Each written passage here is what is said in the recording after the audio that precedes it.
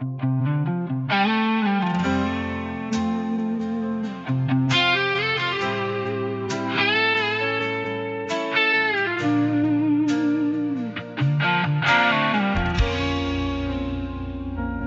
bawat gabi, tahimik ang bigat. Mga pagkukulang ko'y parang di mawala sa isip.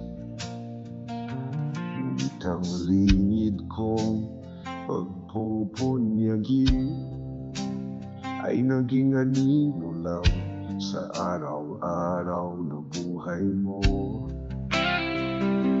Akala mo'y trabaho lang ang dalang pagod. Hindi mo nakita ang pusong nakatali sa inyo. Bawat oras na nilan, bawat pawis na umatak, ang pangalan ninyo, lahat ang dinadala ko. Pahalagahan mo ko habang nandito ba, habang ang mga kamay ko'y may lakas pang humawak sa likod ng aking katahimikan. May dasal na hindi tumitigil para sa ating daanan.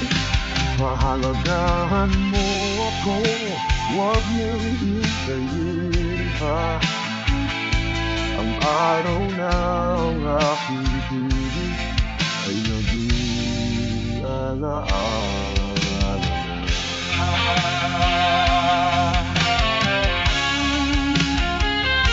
Naging kong kapintasan ng una mong makita, pero ang malalaking sakripisyo'y nalulunod sa dilim.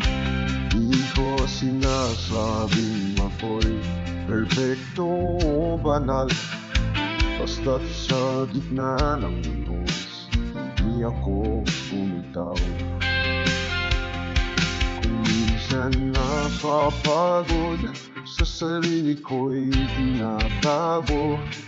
Ayokong maging pabigat sa mga matang minamahal ko. Kaya sa likod ng pinto, sa katahimikan ng gabi, iniukit ko ang pangalan niyo sa bawat hiya. Pahalagahan mo ako habang nandito pa, habang ang mga kamay ko'y may lakas pang humawak sa likod ng aking katahimikan.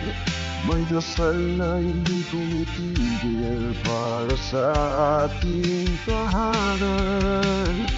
Pahalagahan mo ako, huwag nang hintayin pa ang araw ng aking piling ay naging alaala na. Kung minsan ang amay di marunong magsabi ng bigat na pasaya sa bawat sandali, ngunit ang pag-ibig niya'y nasa pagdating sa tulong, sa pagbubuhat ng inyong bukas kahit sugatan ang puso. Pahalagahan mo ako habang nandito pa, sa bawat pagod at lunas na di nakita.